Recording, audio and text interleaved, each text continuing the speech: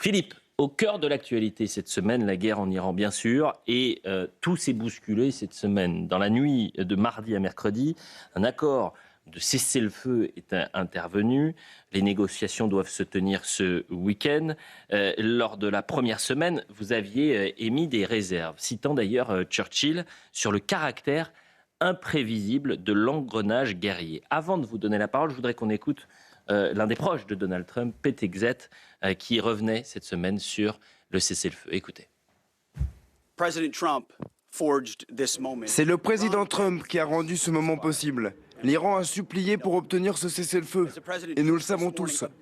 Comme l'a déclaré le président ce matin, c'est un grand jour pour la paix mondiale. L'Iran souhaite que cela se produise. Ils en ont assez. L'opération Epic Fury a été une victoire historique et écrasante sur le champ de bataille, une victoire militaire avec un grand V. À tous les égards, Epic Fury a décimé l'armée iranienne et l'a rendue incapable de combattre pendant des années.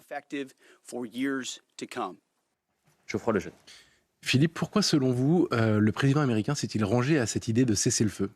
Ah, c'est une vraie question. Ça me rappelle ce que j'avais dit la première fois. Effectivement, j'avais cité Clausewitz. La guerre est un brouillard, le brouillard de la guerre. Et là, on sort du brouillard. Ça veut dire qu'on commence à voir ce qui s'est passé, à savoir ce qui s'est passé.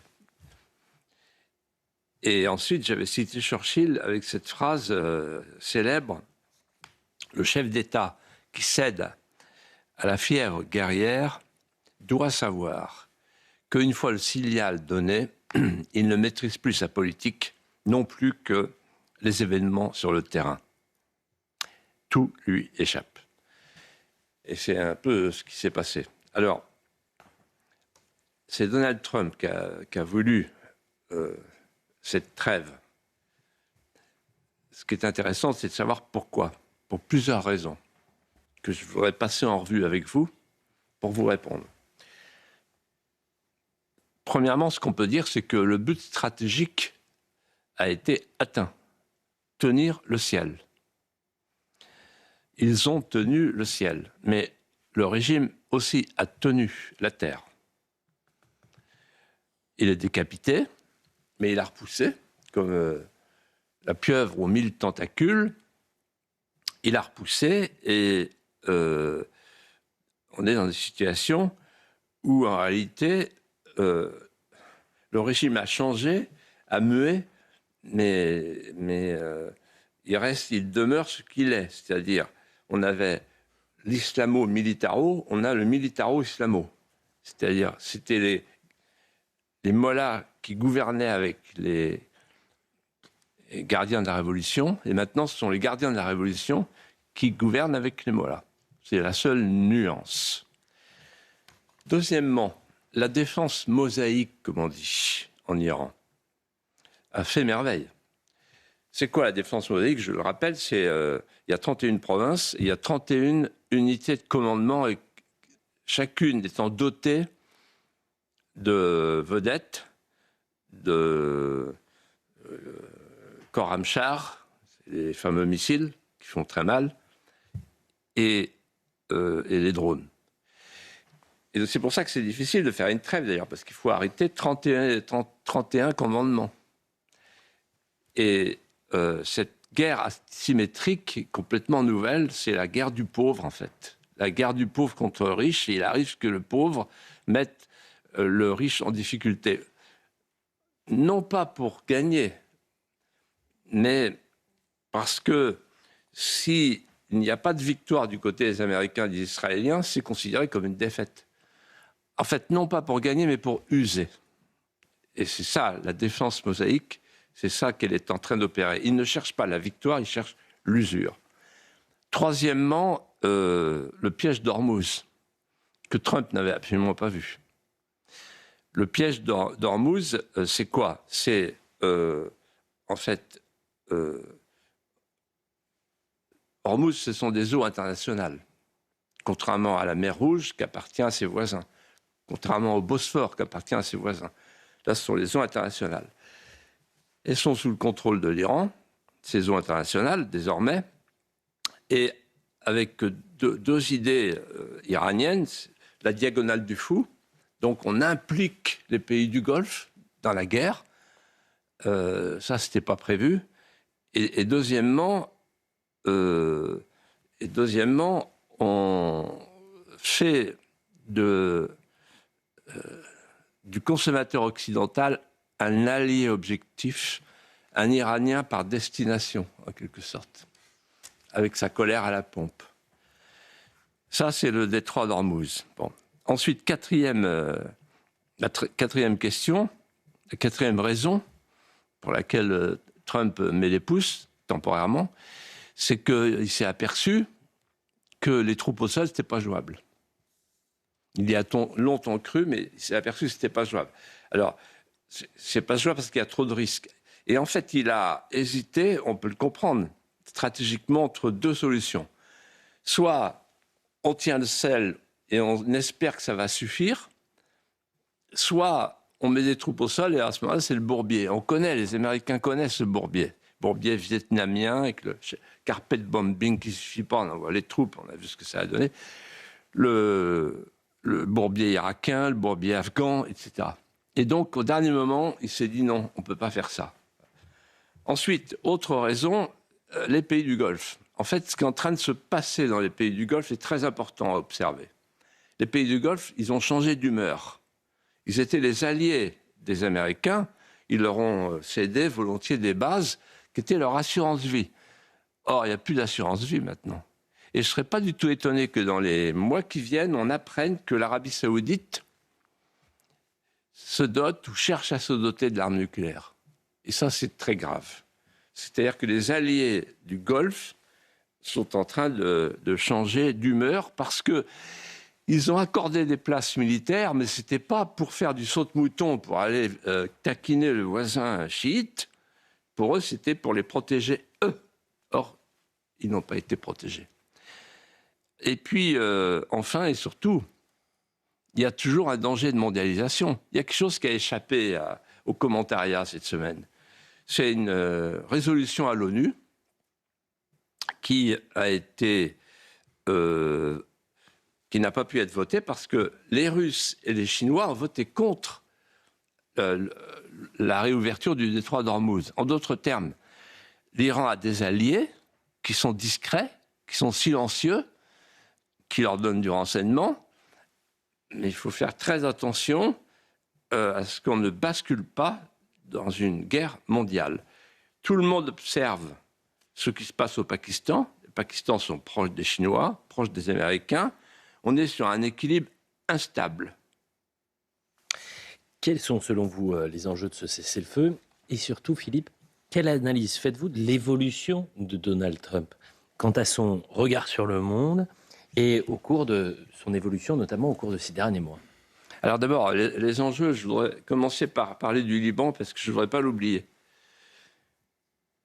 Il faut que la France agisse vite. Pourquoi? Parce qu'aujourd'hui, le Liban est la victime collatérale de cette guerre avec les frappes d'Israël qui sont parfois ajustées pour éliminer le Hezbollah, comme du temps des beepers, mais qui sont parfois indiscriminées. Alors, que peut faire la France? Elle peut faire trois choses, la France, immédiates. Premièrement, demander que la finule soit réemployée, réadaptée, redéployée, pour protéger les chrétiens maronites du Liban Sud, qui ne sont pas protégés pour l'instant, contre les tirs israéliens, qui visent le Hezbollah. Ensuite, la deuxième chose que la France peut faire, c'est alerter le monde et alerter nos partenaires sur ce qui se passe avec Joulani, le Syrien. La Syrie est aux portes du Liban. Et pour les Libanais qui nous écoutent, qui nous entendent, ils savent ce que ça veut dire, la Syrie. Moi, je me souviens très bien, quand j'étais allé voir ma fille, qui était là-bas au Liban, qui était en coopération au Liban pour aider le Liban, Il y avait des affiches partout, de Hafez el-Assad, le père. La Syrie occupait le Liban. Donc il y a un traumatisme chez les Libanais.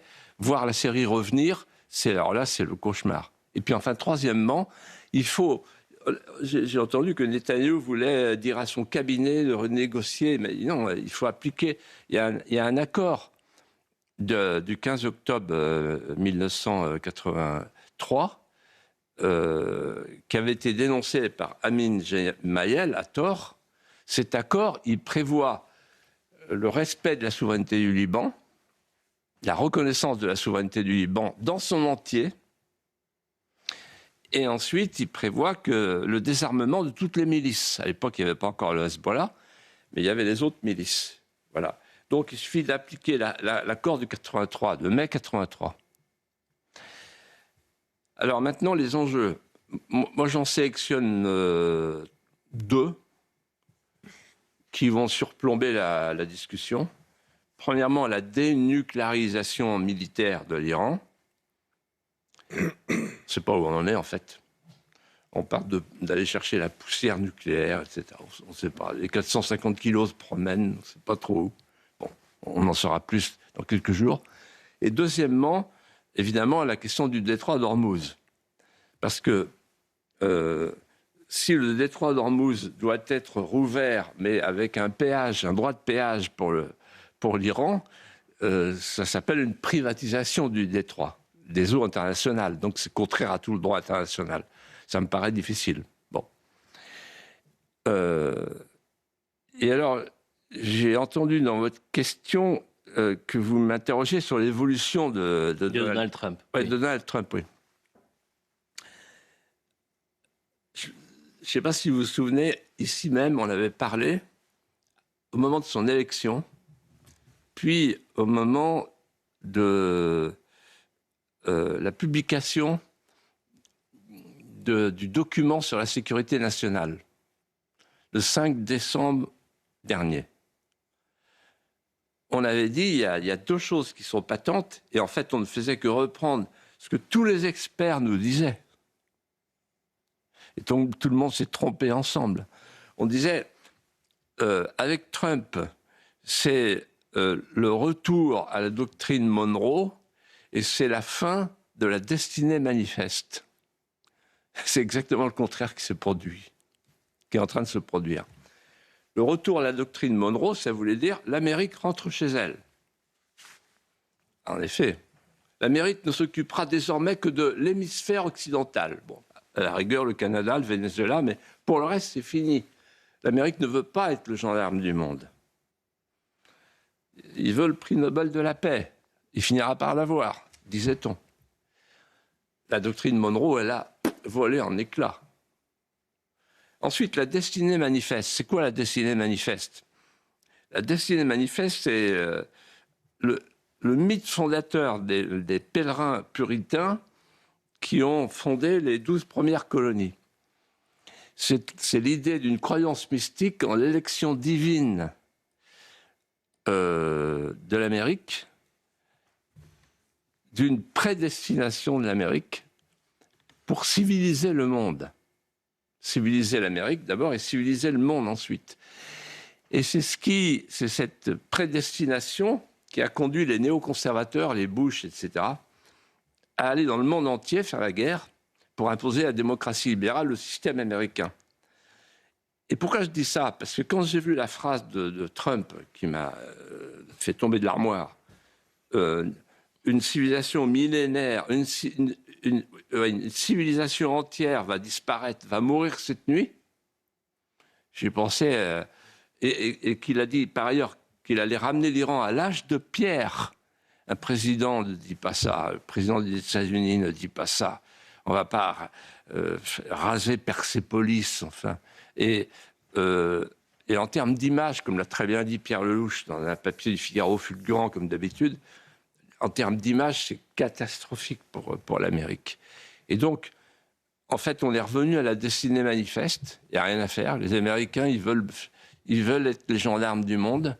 Alors maintenant, ils ont changé d'air. Avant, c'était plutôt du côté de chez nous. Maintenant, c'est du côté de la Chine, du côté de l'Asie, mais il reste quand même dans la mentalité de la destinée manifeste. Donald Trump, toujours, qui a exprimé à plusieurs reprises ses critiques à l'endroit de l'OTAN, et notamment en disant que l'OTAN était un tigre de papier. Il l'a répété mardi que l'Amérique souhaitait quitter l'OTAN. Je vous propose d'écouter Donald Trump et on en parle juste après. Et j'aimerais vous dire aussi que je suis très déçu par l'OTAN. Je pense que personne n'oubliera ce que l'OTAN a fait ou pas fait pendant ce conflit. J'ai toujours dit que l'OTAN était un tigre de papier. L'OTAN est un tigre de papier. Poutine n'en a pas peur. Il a peur de nous. Et il me l'a dit à de nombreuses reprises, je le connais très bien. L'OTAN est un tigre de papier. L'OTAN, c'est nous. Et lorsqu'on a eu besoin d'eux, on n'a pas besoin de l'OTAN. Parce qu'ils n'ont pas du tout aidé, ils ne sont pas intervenus. Ils ont fait même l'inverse. Ils ont fait obstacle à notre opération. Geoffroy Lejeune. Cher Philippe, on a entendu Donald Trump parler de quitter l'OTAN. Quel jugement portez-vous sur cette intention américaine? Alors, moi, je pense que l'OTAN est en train de mourir, d'abord. Et il faut dire pourquoi. Parce que le père fondateur n'en veut plus. Il ne reconnaît plus son enfant. Or, l'OTAN, c'est son enfant. C'est l'enfant de l'Amérique pour vassaliser l'Europe. Il n'en veut plus et il dit « J'envisage sérieusement de quitter l'OTAN » et il dit aussi que c'est un tigre de papier. C'est drôle parce qu'il emprunte ce mot à Mao qui qualifie ainsi l'impérialisme américain. Tigre de papier. Bon. Alors, il y a une deuxième raison pour laquelle l'OTAN est en train de mourir. C'est que la communauté transatlantique préférentielle n'existe plus. Il y a ce que les entreprises appellent l'affectio societatis. Et il y a eu 3 événements récents qui sont mortels ou mortifères. Le premier, c'est la partie de golf avec l'impératrice de la norme, Van der Leyen, qui applaudissait Trump avec son club, mais qui est en train de taper dessus en disant maintenant les droits de douane. Voilà. En d'autres termes, vous n'êtes plus des partenaires, vous êtes des consommables. Donc ça, c'est vraiment un premier coup de canif dans le contrat. Ensuite, l'affaire du Groenland, où là, il y a Trump qui dit je voudrais bien un bout de glace, un bout de glaçon. Mais le glaçon, il appartient à un pays qui est le pays le plus atlantiste de toute l'Europe, le Danemark. Donc, ça a beaucoup choqué. Et surtout, chacun s'est dit, un jour, il va vouloir un bout de Bretagne, un jour, il va vouloir un bout de la Calabre, etc. Bon. Un jour, il va vouloir la Sicile ou les 2 Siciles, comme dit l'autre. Et enfin, troisièmement, l'article 5. Trump a dit, oui, l'article 5, il faut appliquer l'article 5 pour l'Iran. Et la France a répondu très justement, ah non, mais l'article 5, c'est quand on est attaqué. C'est pas pour la guerre préventive. Parce que l'article 5, c'est quand l'un est attaqué, tout le monde est attaqué. Et donc tout le monde répond. Et là, ça n'a pas marché. Alors, en fait, pour résumer, on avait un chien de berger qui protégeait les brebis, qui le regarde aujourd'hui comme un loup, qui regarde ailleurs. Donc, on ne sait pas où on va. Et si on regarde un tout petit peu en arrière, en fait, l'OTAN a changé de nature, a changé complètement de nature en 1991. Jusqu'en 1991, l'OTAN était une organisation défensive et régionale. Défensive parce qu'elle avait pour mission de répondre au pacte de Varsovie. C'était bloc à bloc, Est contre Ouest. Donc, elle se protégeait du danger, on faisait chorus. Et ensuite, régionale, parce que c'était une organisation euro-atlantique, transatlantique, États-Unis, Europe, avec un bouclier protecteur de l'Amérique sur l'Europe. À partir de 1991, la chute du mur de Berlin, puis la chute du rideau de fer, la fin du communisme, la fin du pacte de Varsovie, l'OTAN n'a plus de justification historique. Et on continue quand même. Et là, de défensive, l'organisation devient offensive, c'est-à-dire qu'elle devient non plus régionale, mais globale, mondiale, ce que Brzezinski a appelé l'hégémonie globale. Et on a James Baker, le secrétaire d'État, qui dit à l'époque, je m'en souviens très bien, nous allons faire de l'OTAN une communauté transatlantique de Vancouver à Vladivostok. Donc, et c'est le moment où Brzezinski disait, celui qui dominera l'Eurasie tiendra le destin du monde. C'est comme ça qu'ils nous ont entraînés en Ukraine. Et nous, qu'est-ce qu'on est devenus à ce moment-là, à partir de 1991 ? Je me souviens très bien de ce que m'avait dit Jean-François Degnaud. Il m'a dit, maintenant, on est les suppôts. Avant, on était les vassaux, maintenant, on est les suppôts. Il n'avait pas le mot proxy en tête, parce qu'il n'existait pas. Il a été inventé ensuite, plus tard, par Brzezinski. On est devenus les proxys, c'est-à-dire qu'on a été entraînés dans toutes les aventures américaines, et on a eu des morts, nous, la France, en suivant l'Amérique. Donc, ça va bien. Et alors, pourquoi je dis qu'il faut quitter l'OTAN ? Soit c'est Trump qui dit « moi, je quitte l'OTAN », auquel cas, parfait, très bien. Les plus embêtés, ce ne sera pas nous, je vais vous dire pourquoi. Soit nous, on s'en va. Bon. Alors, d'abord, il y a un vice constitutif dans l'Union européenne. L'Union européenne a été inventée pour accompagner l'OTAN. C'est-à-dire qu'en fait, l'Union européenne a été inventée comme un marché complémentaire de l'Amérique, mais surtout pas avec un enjeu de puissance. C'est l'Europe qui assurait le commerce sur ce marché, et c'est l'Amérique qui assurait la puissance, c'est-à-dire la protection. C'est inouï dans l'histoire des hommes. C'est un Zollverein sans armée. L'Europe, ça a été conçu comme ça. En d'autres termes, le fédérateur de l'Europe était extérieur à l'Europe. C'était l'Amérique. Donc ça, c'est un vice constitutif qu'on ne peut plus accepter. Deuxièmement,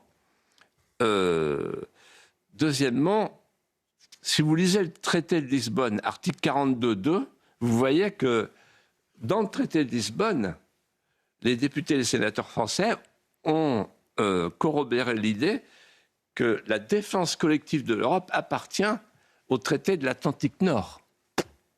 Donc si on reste dans cette Union européenne, on est dans l'OTAN, on reste dans l'OTAN. Et enfin, troisièmement, et c'est le plus important, c'est que les pays de l'Union européenne, ils ont par rapport à l'OTAN 3 dépendances.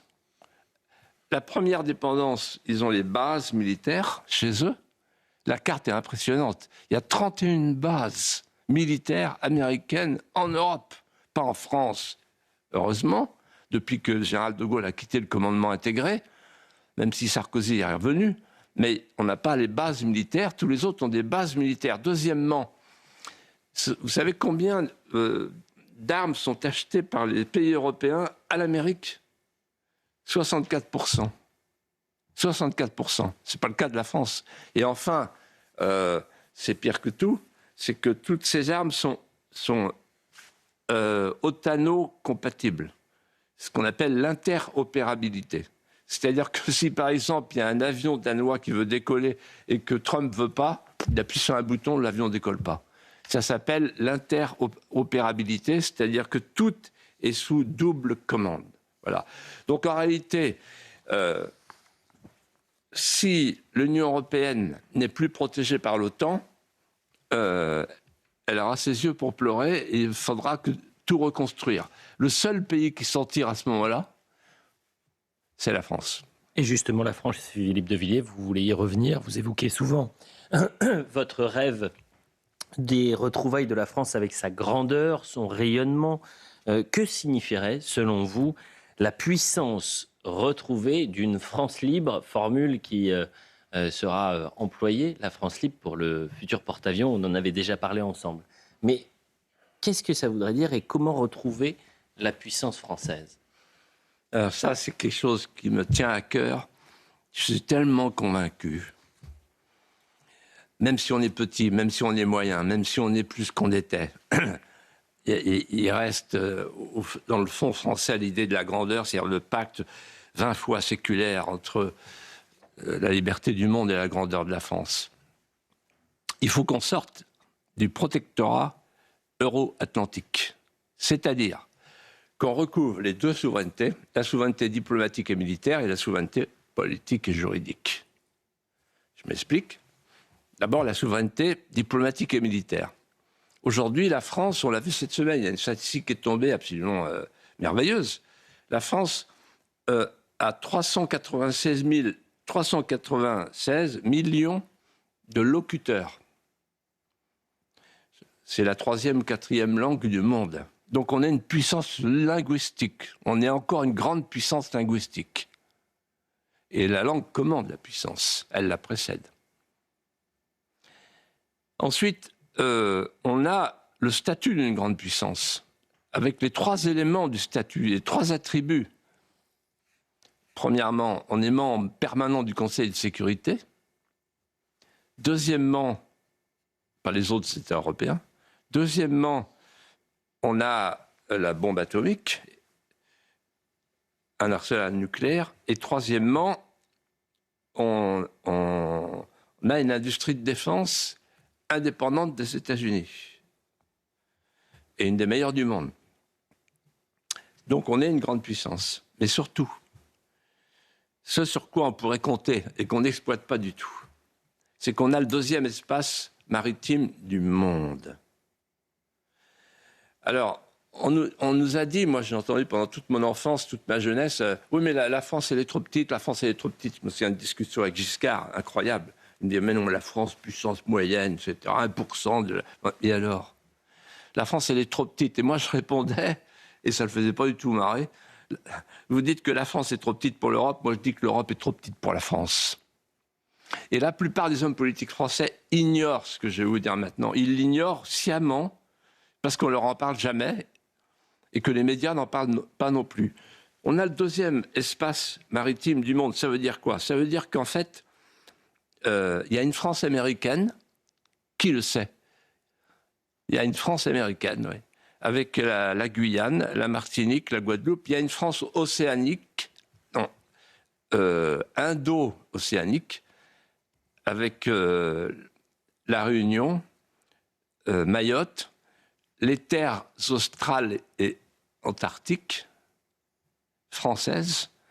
Et ensuite, il y a une France pacifique avec la Nouvelle-Calédonie, Wallis et Futuna, la Polynésie. Qu'est-ce que ça veut dire ? En fait, la France est un État-monde. Qu'est-ce que ça veut dire un État-monde ? Ça veut dire qu'en fait, la France se déploie sur la moitié des fuseaux horaires du monde. Le soleil ne se couche pas sur la France. Qu'est-ce que j'en tire comme conclusion ? Qu'au lieu de venir se fondre dans l'hégémonie globale du voisin d'en face, l'oncle Sam, on ferait mieux de quitter l'oncle Sam pour travailler pour notre compte, pour le compte de notre propre puissance, pour devenir une puissance de contrepoids à l'oncle Sam. Et redevenir ce que nous étions, avec nos 1000 ans de savoir-faire diplomatique, pour reprendre le mot de Dominique Souchet, l'ambassadeur, une puissance d'équilibre, qui parle avec tout le monde, qui parle avec les pays du monde, qui traite avec les pays du monde. Pourquoi nous, on ne traiterait pas avec les BRICS ? Parce que l'Union européenne nous en empêche, parce que l'OTAN nous en empêche. Et la deuxième chose, j'ai parlé d'une souveraineté diplomatique et militaire. Parlons en 2 mots de la souveraineté politique et juridique. Surtout en ce moment, avec les interventions de Gulliver empêtré, c'est le Premier ministre de la France sur la question de l'essence. Eh bien, vous voulez baisser la TVA ? Très bien.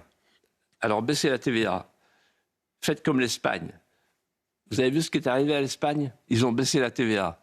Ils étaient à 21, ils sont passés à 10. Et là, ils ont reçu une lettre de l'impératrice de la norme. d'État profond de Bruxelles qui a dit stop, bonhomme. Vous n'avez pas le droit, parce qu'il y a une directive qui nous en empêche. Donc, si on veut baisser la TVA, rien qu'un geste comme celui-là, il faut partir. J'ai parlé du marché de l'électricité. On est au prix du gaz allemand.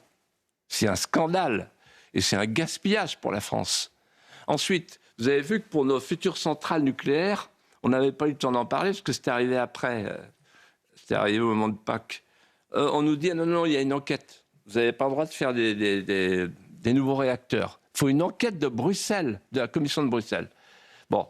Et puis, il y a le gaz russe qui n'est pas cher. Ah oui, mais non, on n'a pas le droit. Parce que le général Mandon a expliqué, c'est notre ennemi. On fabrique un ennemi, là, en ce moment. On a besoin d'un ennemi. Pourquoi? Parce que Van der Leyen et Macron, ils ont besoin d'une nouvelle guerre. Ils ont besoin de la guerre pour fédéraliser l'Europe. C'est comme ça que ça marche depuis Schuman et Monnet, les fondateurs, les pères fondateurs. Spillover effect, ça s'appelle en américain. Ouvrir une crise pour pouvoir fédéraliser les compétences, transférer de nouvelles compétences de souveraineté. Alors, je réponds à votre question. C'est quoi la puissance? Je vais vous dire ma définition de la puissance. Elle est inspirée d'un mot de Oscar Wilde, qui dit « La beauté, c'est dans le regard de l'autre ». Et moi, je dis « La puissance, c'est dans le regard de l'autre ». À chaque fois que je vais à l'étranger et que je voyage, je vois des gens qui disent « Vous êtes français ?» Oui. Ah. Et dans ce « ah », il y a toute l'admiration du monde pour un pays qui n'est plus ce qu'il était, mais qui pourrait le redevenir.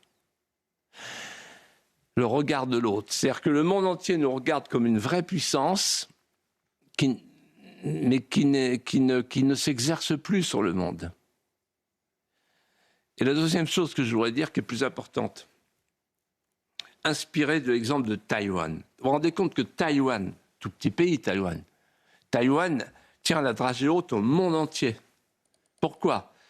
Parce qu'avec leur génie, l'intelligence en action, ils ont créé les fameux semi-conducteurs dont tout le monde a besoin. En d'autres termes, on peut être un petit pays et un pays puissant. Ce n'était pas le cas il y a un siècle, il y a même 50 ans. Parce que c'était une question d'échelle, la puissance. C'était du temps de Vidal de la Blache. Vous êtes un grand pays parce que vous êtes un pays étendu. Aujourd'hui, ce n'est plus le cas. Aujourd'hui, la puissance, elle obéit à la même règle que l'atome, la combinaison contradictoire de l'infiniment petit et de l'infiniment puissant. C'est ça, la puissance.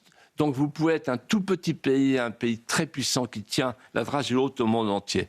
Et le destin de la France, c'est soit de mourir, soit de retrouver sa puissance, et donc son indépendance.